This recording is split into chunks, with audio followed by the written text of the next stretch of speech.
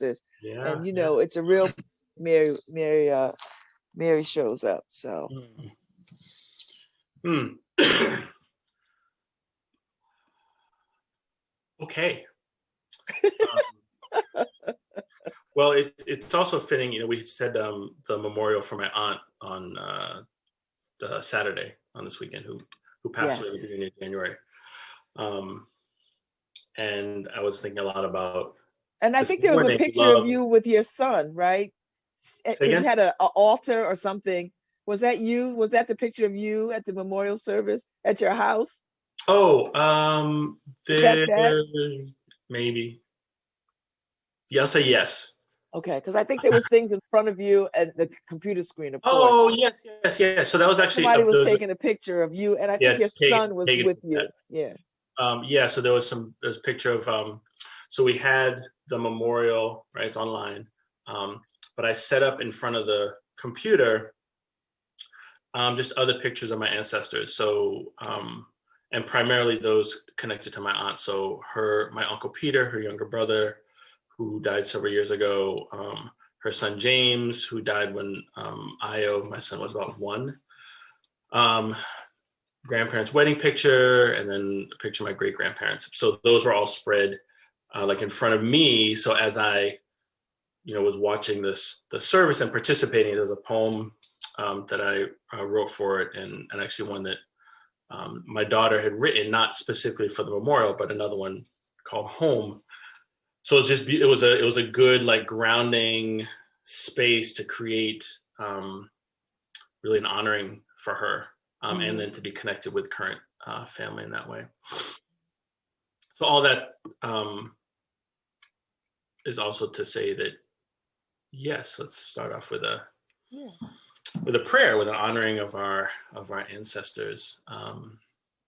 So I'll start off with a chant to them that we use in the Yoruba tradition to call them. And so I invite everybody in whatever way is comfortable for you and familiar to you to open yourself up to call to yourselves the love and support of your ancestors. Sure, there's lots of complexity, but just lean into the love and support that we have from them, for that is also there. And so we begin just by calling out to our honored male lineage and female lineage and all the ancestors. Hey, hey, ba ba oh, ba ba oh. Hey, hey, yeah, yeah, oh, yeah, yeah, oh. Hey, hey, egun oh, egun oh. Hey, hey, ba ba oh, ba ba oh. Hey, hey, yeah, yeah, oh, yeah, yeah, oh. Hey, hey, egun oh, egun oh. Ìmá máa máa tó fún wa ṣe o. Ìmá máa máa tó fún wa ṣe. Ìmá máa máa tó fún wa ṣe o. Ìmá máa máa tó fún wa ṣe. Àṣetè fún wa ńlá lóyè o. Ìbá bàbá tó fún wa ṣe. Ìbá yeye tó fún wa ṣe o. Ìbá yeye tó fún wa ṣe. Ìbá yeye tó fún wa ṣe o. Ìbá yeye tó fún wa ṣe. Àṣetè fún wa ńlá lóyè o. Ìbá yeye tó fún wa ṣe. Ìbá egungun tó fún wa ṣe o. Ìbá egungun tó fún wa ṣe. Ìbá egungun tó fún wa ṣe o. Ìbá egungun tó fún wa ṣe. Àṣetè fún wa ńlá lóyè o. Ìbá egungun tó fún wa ṣe. Ìbá egungun tó fún wa ṣe. Ìbá egungun tó fún wa ṣe. And there's one more ancestor song I want to sing for you that I don't often sing, but it holds something a little bit. There's the verse in it that holds something a little bit something that I want to pay attention to, I think, today also, which is about community as well. Mm-hmm. And I'll share that verse after I sing the song. Igba o mahanjo e te tende kojo kobi eniko be robi eni ro ko wala wamado oro awamado jobi agbegi jo ìgbà tí ìwọ máa jó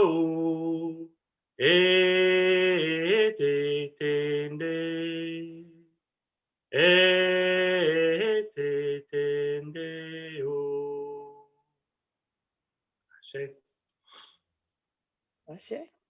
So Thank you. the first song was one that I've sung and chanted a lot, which speaks of thanking our ancestors for the ashe, right, for the blessings, for the love, for the support, for the authority, for the skills and abilities that we have, thanking them for that and saying, yes, we're using those today. And the second song, there's one refrain, which is like, when it was time to get up and dance, why didn't you get up and dance? So it's this call to us, right? It's this actually this celebration and this joining when you know it's time, right? It's time in this life to live. Let us live, let us dance. And there's another refrain, which is, let us pile it up in mounds. So traditionally, yams were grown in these mounds, and the tubers were planted inside. And so if one of the tubers grew like sideways out the side of the mound instead of upright, instead of like cutting it off and saying like, oh, this one is growing wrong, they would just pile more soil on top of it. and this powerful way of, right, like when even like in our communities and in our families and in our circles, like when someone is like acting out all sideways, right? And what are you doing? You're not supposed to be going that way. Instead of cutting them off, right? Instead of, we talk about cancel culture, instead of kind of cutting them off and cutting them out and kicking them out, the community, we are actually called to, how do we nurture them more to bring them back in, right? To say, no, you just need a little bit more love. And we need to pull you into this way. Not just how you're acting is fine, you just go on and do it. But no, we need to pull you back in so you grow in the right way. And the growing in the right way is then actually being a part of this community, being yourself, as well as being a part of this community. So there's something in, I think, all of that to really pull upon today, right? So as we have the death really of lots of people, right? Loved ones, those who inspire us, people who've been murdered in New Haven recently. Oh. Passing of my aunt, right? Loved, beloved ones. We have COVID. We have, centuries of oppression, all these things. And our task and what we're called to do is still the same. How do we still find our way to love? How do we nourish each other and nourish ourselves to be human, to be whole? And that is actually our best service to ourselves in this life, as well as to our communities and those we're connected to. I like that. I think, do you have a sense that cancel culture will run itself out? That we no longer we cannot sustain that indefinitely? That at some point, we'll just have to go in a different direction with that. It's so harsh. I get it, but it's harsh on a lot of levels. I don't know. And I think what I want to, again, like it's harder to lean into like, how do we not do it and just say everyone's fine and you just accept everyone for whatever, however, like off they're acting, but it's actually, well, how can I be safe, right? So there's different degrees, right? It's like, when is it about like a safety thing, right? So people need to be safe, but how can we be safe and still be connected? And cancel culture runs very deep in this US culture, right? It's like, if you're not with us, you're against us, right? If you're not toeing the line, then somehow you're like an enemy of the state, right? And that has been internalized by so many people. If you're struggling for justice, right? How does those in power can view that as an attack, right? And so then there's oppression that gets meted out on those just seeking justice and doing it in ways that are actually in line with the values of this country, right? So you talk about nonviolent protests, you talk about progressive social justice movements, and then you get an attack from institutions and a state, right? So state-sponsored violence on our bodies, right? That's cancel culture also. And so that aspect of it is very much ingrained in how we learn to be safe, how we learn to have power, how we learn to be seen, how we learn of what value is and isn't. And I think there's a shift that's important to keep embodying of love and connectivity and our personhood, right? Even as we look at the value and the importance of the particulars of intersectionality and these aspects of our identity and how that interacts with these systems, there is also our personhood at actually the root of that, which it's important not to forget. And we can't do this alone. So even as we are hurting, even as we're disappointed and heartbroken at loss, at betrayal, right, in ways that can trigger cultural trauma in history, personal, individual, familial, community trauma in history, can we not get lost in the distortions that causes and stay connected? Because if we claim the impact of trauma, then we have to claim that actually causes a distortion in our thinking and in our being and in our feeling, and find a way to get around that, to be present and come back to our personhood and connection for safe and for nurturance, so we can really be here in the way that we're meant to be here, in the way that we're trying to find our ways to be here. Yeah, you just made me think about it as you were talking about the growing of things and how you put more soil around it to shore it up rather than cut it off. Right. And that just really made me think about, how do we get to that place? How do we get to that ground? And I think some of that is going on, but I just think cancel culture just seems to be trending, Mm-hmm. Mm-hmm. and I don't know if we can afford cancel culture.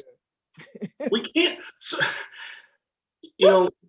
we can't, right? So we can't afford to not be connected, right? Particularly as we are, as in also the ways that cancel culture is used in these loving communities, in communities that are actually trying to work together against these oppressive systems, where we can't actually afford not to be connected to each other. We can't afford to fall into the kind of hierarchies of oppression and disenfranchisement, and that the only voices that matter is the absolutely most marginalized, right? That in terms of wholeness and even like a universal access model, right? Yes, right. We need this universal access to like all peoples, and so we need to confront systems of oppression and injustice. And we can't cancel someone out just because they don't fit that same shared intersectionality of all the oppressions, because that actually gets to very minute population. So if you're not part of that population, you're kicked out of a community, then like who's left? So actually, how do we find our personhood even as we inhabit positions of privilege and power? How do we actively undo those things? How do we face? It's easy to be, these are the ways that I'm marginalized, right? And there's a way that I get some support for that. It's very difficult to wrestle with and to undo and face ways that like, as a heterosexual cis man, I inhabit a position of privilege and power that everything else being equal, someone else doesn't. And that's because I was born into a system that does that. So I have to be active in undoing that, as much as possible, wherever possible, internally and externally. That's also a part of it. It doesn't mean that because I inhabit that position, I don't get to be at the table. I don't get to work for everybody's wholeness, but it means I also have to look at how that has dehumanized me, right? Where's the cost of power and privilege is a dehumanization that happens. And I have to face that. And I have to say, no, I actually get to be a person in these other terms versus, this narrow band of what it means, of what manhood means, right? That's a very narrow band of existence to take on the power and privilege of that. So if I press against that and expand that, I lose some of that, even as I'm still kind of positioned in that way, right? But it's worth to undo that, to say actually me being a person is better, is more important, is more valuable. And I will use that positionality to undo it as much as possible. I will use that positionality to support other people getting to be a person just because, not because I'm better, but because, I got a key to a door that was handed to me. So let me just open the door, right? Other people want to walk in, I want to like tear the wall down instead. And so there's no door, no key needed. But, I think that's important. But cancel culture at its worst just says like, no, you don't get to be a part of this. You don't get to be a part of liberation, right? You have to take some other seat, some other spot in the movement, in our lives. And you go out in the woods, you go out in nature, and everything has a place. Yes, that's right? a good way to look at that. Like all the colors belong. All the colors belong, right? The tree that's like picturesque and beautiful, we're like, oh, that's so, and the one that's all like gnarled out and got half of it rotten over here, and this other, that's not a pretty, and it's like, it's got its place. It is rejoicing in life also, and is connected to all the things around it also. I remember my children were little when I was married, and my then husband would cut the grass. And my oldest daughter, Brianna, she loved the dandelions. And she just couldn't abide why he was just like mowing over them. I mean, she just was like, and he would say, well, they're weeds, they don't belong. And she goes, well, what are weeds? and he tried to explain to her that, they just don't belong in a respectable garden. Like nobody wants weeds. And she was like, well, who gets to decide that? Like, they're pretty, like they're yellow and they're pretty. And she just could not understand, why. Right. And she was very sad about that.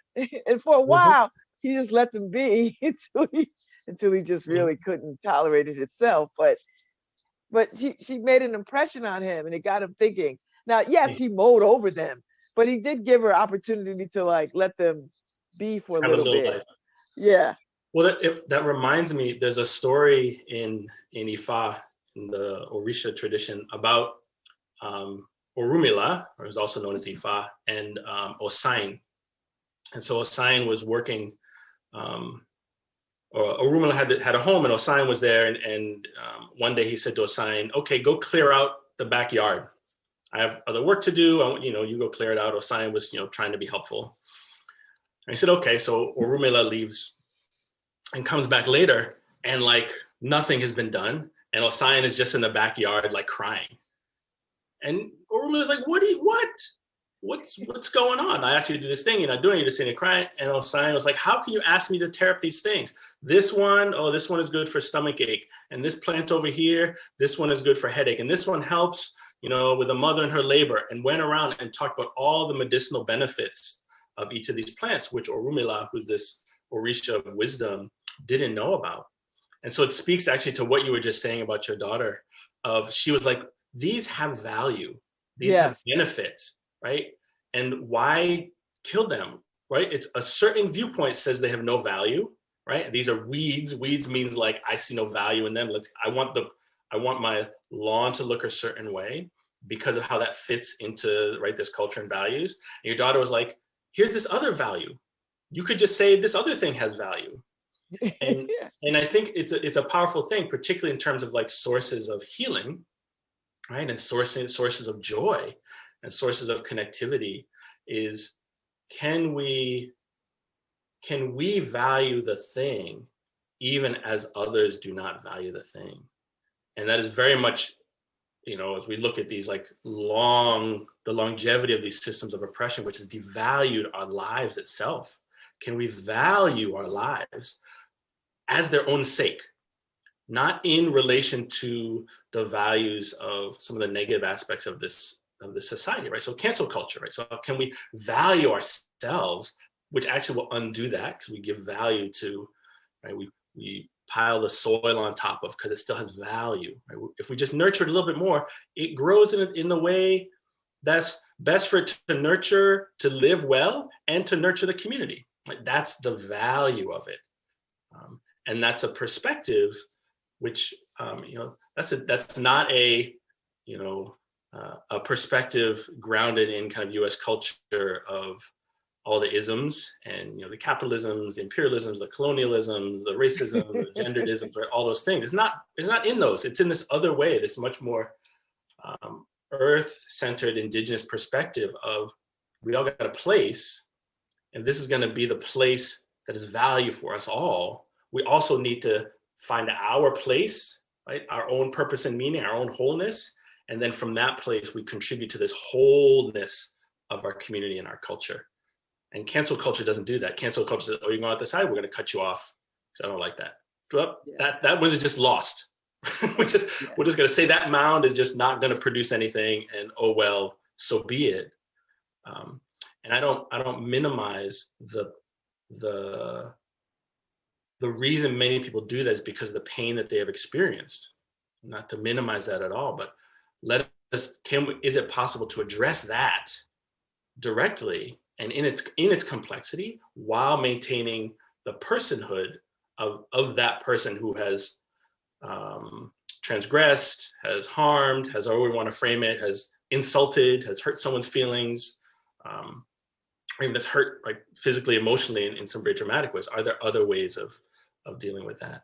And it means all these other things have to shift as well, right? It's not, if we talk about a system of interconnectivity, even as we talk about whether someone's talking about an abolitionist perspective or a reforming perspective, it's all interconnected. And so if we're talking about the abolition of certain forms of oppression, then we have to say, oh, we actually need a lifting up of the nurturing. We have to lift up and encourage and put resources into ways of nurturing our communities, of loving ourselves in our communities, so that we have other options, right? The police aren't called at every moment. Yeah. And it doesn't just mean a quick thing of social services, but how do you actually fundamentally transform culture to say our first instinct is to like, oh, something's needed there. How do we give something that might be lacking, right? Versus punitive, you're on the other side now, you're canceled, you're cut off, we don't need you, you're expendable. Yeah. We'll marginalize you out there. Yeah. Yes. I've just been thinking a lot about that because I think we're in that space. I want to, I'm looking forward to getting back to a place of kindness and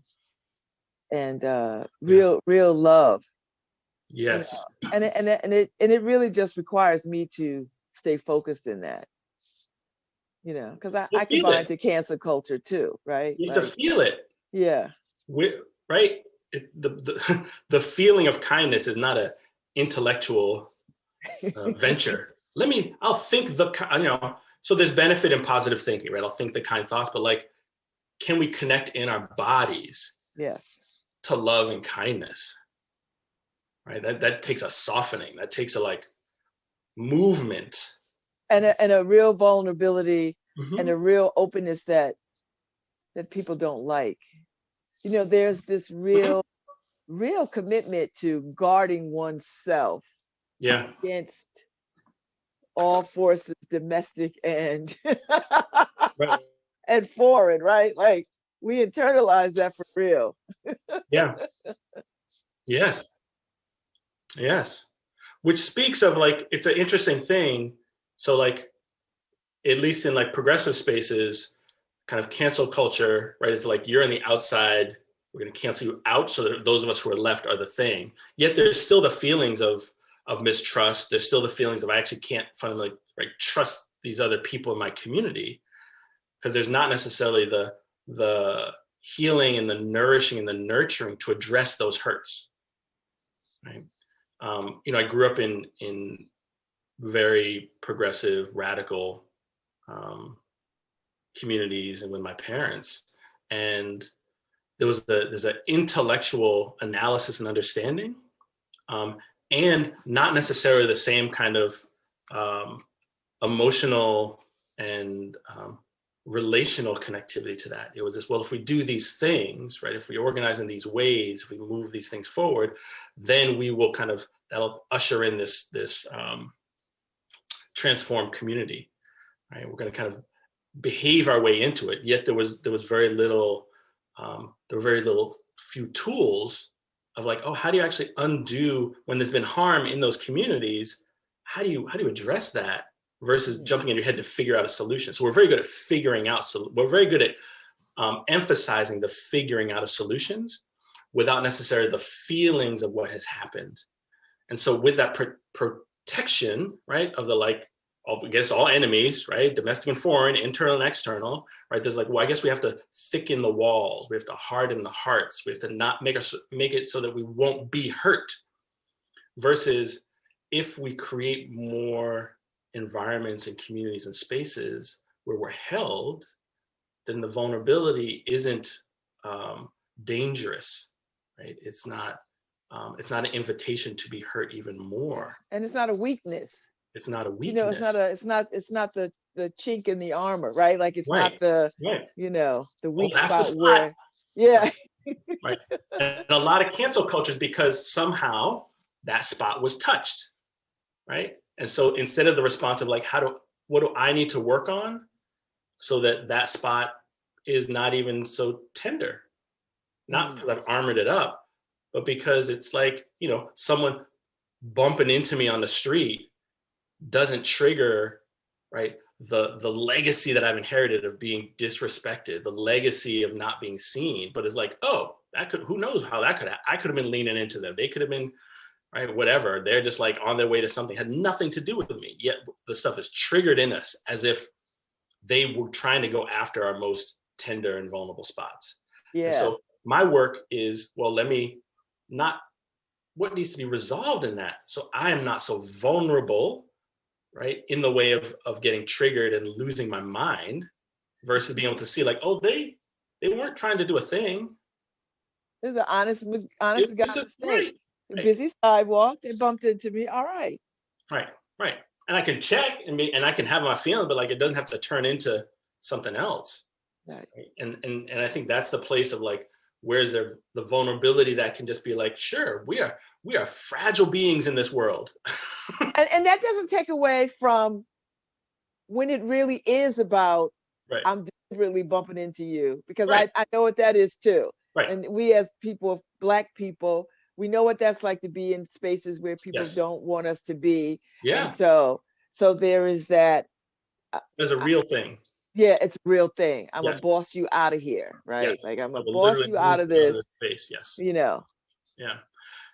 And what I find is that, so if we look at like what trauma has done, so a trigger, right, the bump triggers, right, that legacy of hurt, and so it pulls us out of the present, and so we automatically respond to it as if it is the same kind of threat, but it just means we actually can't assess it. And so it's important to be able to assess, is that an actual threat or is it not? If I treat everything as the threat, if I'm going to chop everything out and cancel it, then I lose fundamentally. And I can't actually perceive where there is love and connection, where there's neutrality, and where there's danger. It's all just danger. It's all just got to be gotten rid of because I'm uncomfortable, because it triggers the stuff in me. And so it's not a matter of just treat it all as good. It's, can you be present to see and feel into what is actually happening? And that's the thing that's hard. Yes.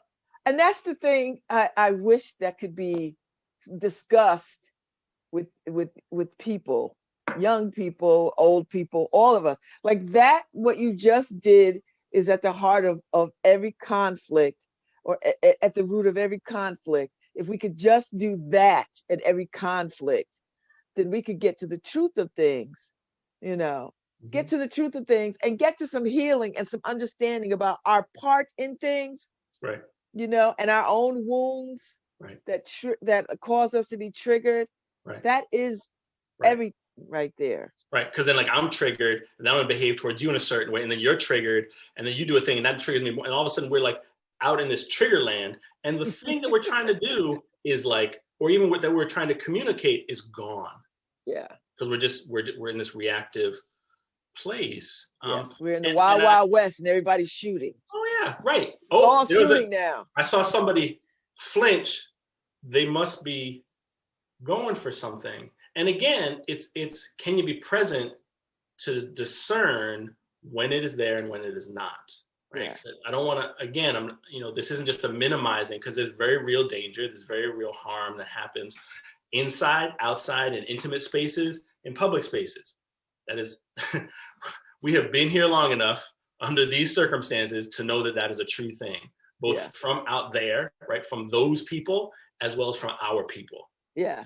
Some of the most painful things we've experienced have been in our own intimate spaces, even as they're still connected to like these systems, et cetera, et cetera. Yes. Right. And that's been at the root of the work that I've been doing around abuse, being an abused child, and growing up into an adulthood, and trying to undo some of that so that everything is not a trigger. Everything is not going to send me back to being 10 or 12. Right. Everything is not going to break me. Everything is not, do you know what I mean? Like every relationship, I can't be looking to get out before I get in, and that is the work right there. Like that is the work. Right. Right. It's because in that place of our hearts, right? And actually I want bringing this even back to love and connectivity, because that's the purpose, is in those places, that is where we're going to feel. And if we haven't resolved some of those old hurts, any place of feeling brings back the feelings of helplessness, brings back the feelings of fear. And so we can't see that like, oh, I'm actually not the 10-year-old now. I'm actually not the 12-year-old now. It is actually not happening now. Right. It feels like it is. Yes. It feels like it is. Your brain is saying, it is. It is actually not. And that's the distortion that happens, which is why there's a level of, and the challenge is the invitation is actually to go into the places where that tenderness is, where the fragility is, right? So that the nurturing, like the piling up of the nurturing isn't experienced as they're trying to bury me, right? And so there's work to be done that we have to face in ourselves and with each other of like, oh, that feels scary. Help me to be in that place. So even though my brain is telling me to run, you don't let me run. Right. Can you be here with me? Can you help create a space where I can be super uncomfortable and stay? That I can be afraid and I can have courage. Like maybe this is different. Can I be present to see? And if it's not different and I'm present, I can say, oh, there is the danger. That person is doing a thing. Let me deal with that in the present, which you'll do more skillfully. Or, oh, that person's not doing a thing. Oh, let me like take a moment to like get myself grounded because they're actually saying something else and they might be offering something else and I might be able to offer something else, which then minimizes and resolves that pathway, right? That groove in the record, right? That channel that just wants me to go back to fight, flight, free, right? What's the thing? I gotta be careful. It's all dangerous and there's no room for me. Yeah. And what our ancestors tell us is there's room for us to be here. We're here. So there's actually already room for us to be here. And so let us, right, when it's time to dance, let's get up and dance, right? When we or someone else is going on the side, how do we call upon our resources, right? Our intimate supports. How do we find them? How do we call on them so that we can find a new way of being here, even as we're scared, right? Even as we don't, even as we have self-doubt, can we say, oh, that's fear. Oh, that's self-doubt. Oh, that's trauma. Oh, that's my mistrust, right? And I'm still gonna move in that direction because there actually is something there for me. Yes. And that is valuable. Like that's worthwhile to me, to find a way to do that. Yes. So that we're not lost in the story of being othered. We're not lost in the story of our own dehumanization, right? The ways that we were hurt, and then our dehumanizing others. Or you don't get to be a part of liberation. That's crazy, right? You don't get And yet to be here we are. Yet Yes. here we are, right? Because we're also drinking the water, breathing the air, right? Internalize all the things, right? How do we get to feel good and important? Well, right? I get this kind of power over someone. I get to cancel you. I get to say you don't belong because someone's, all kinds of things have been telling me that. So now I get to do it. That's also a part of cancel culture that we can try not to participate in, right? Try to shift our way in. Wow, this is so good, man. These are worthy conversations. We're in the weeds, right? Like I love this stuff. Yeah. I love unpacking this. Yeah. I think these are such necessary, valuable conversations. And the people that listen to us believe it too, because they do. Because they keep listening. They keep listening and sending me messages. Hey, you can always tell me not to come. So I'm like, oh, if I get, here we go, I'm invited in. So we can do this. I tell people, I don't really, this is not really for the audience. This is really for me. It's for me too. This is a real blessing. This is really my own time. I just people get to, see it play out, but this is really personal. These conversations are uniquely personal. So, but I love this thinking because these kinds of this stuff requires time. This is not drive-through kind of stuff. It requires a time to unpack each thing. Our lives are not drive-through. What else we got? Treat it as such. We treat it as such, right? But it's not. It's not. And like that is also something that's really stood out, right? Whenever, I'm close to a lot of suffering because of the work I do, people passing away, because of COVID, but when it's in family, it hits and lands a certain way where you got to oh, right. There's a part of a cycle also of people being born, people dying, who becomes the elders, all the knowledge keepers, connectivity of families, things. Someone passes on, someone dies, and the significance of their relationships moves and shifts. And so it also speaks of this preciousness that we have of this life, of the fragility of it, that we're not guaranteed things. We do our best to navigate all the complexities and all the hurts and the wounds and the ones on purpose and the ones by mistake. And yet there's still something here to rejoice in, right? There's still something here to feel whole and full and it's okay to be here also. And that's a practice to keep aiming in that direction, keep moving in that direction, keep stepping into that direction, keep feeling into that direction, which is inwards as well as outwards. Because that is also here. That is also why we're here. Not just to undo all the things, right? But how do we do the things? How do we nurture ourselves and each other? How do we find our way to being people, as there's so many messages that put conditions on our personhood. You're a good person if you do this, you're a bad person if you do this, you're valuable here, you're not valuable here. What if there's value because we're here already? What if? Yes, like the dandelions. Right. That's medicine. There's good medicine in dandelions. Right? Not just to evenly spread lawn. And there's cutting and trimmings of things that I do, and this value of those things that I do as well, right? And so it's not just all one or the other, but can we hold all of that? So we're also acknowledging, right? I'm making a choice to sacrifice this place to grow these things and not these things. We're all making those choices all the time, right? That's how life gets relevant to us. The relationships get relevant to us. We choose this and not this. And can we also hold these are also choices that we're making? Right? There's not the inherent value in the certain lawn. There's not the inherent value in only the wildflowers and all the weeds. And all, right? The weeds are just a thing that we don't have a purpose for or value for. That's the weed. Right? Yet it's here. Thank you again. I appreciate you. This is a good Thank conversation. you.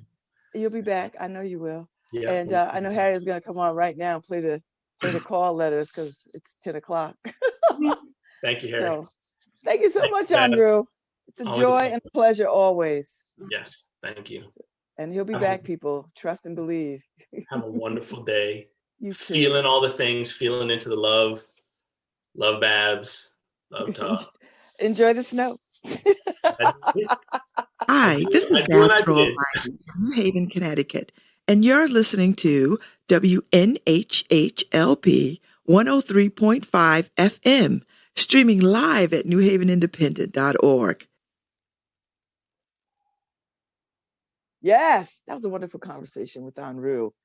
I enjoy these times, Harry. This is like my church. You know, it's my spiritual healing. Like, I love it. And I'm glad that we got a chance to unpack a little bit of cancel culture and you know, and the other side of that. So, Wadada is up at 10:15. And is it snowing still? I haven't looked out. Harry, Yes. you smoking? You look like a jazz artist. I feel like you should have a.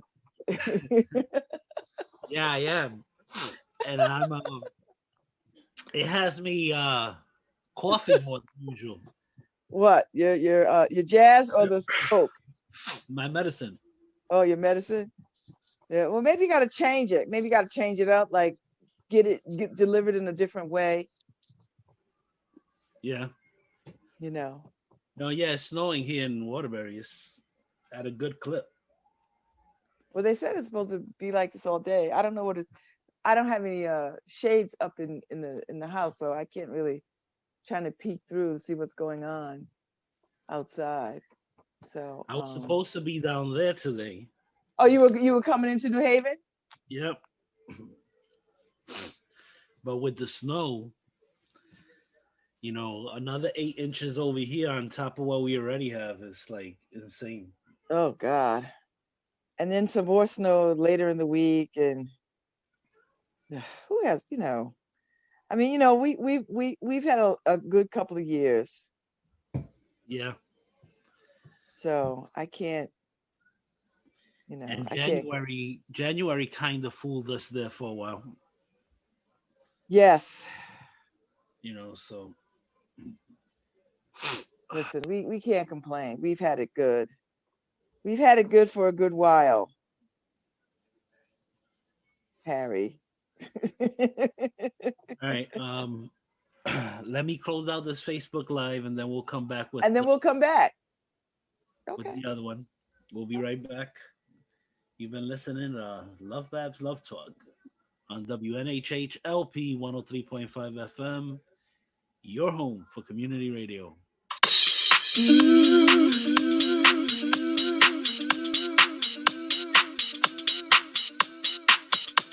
Mm-hmm.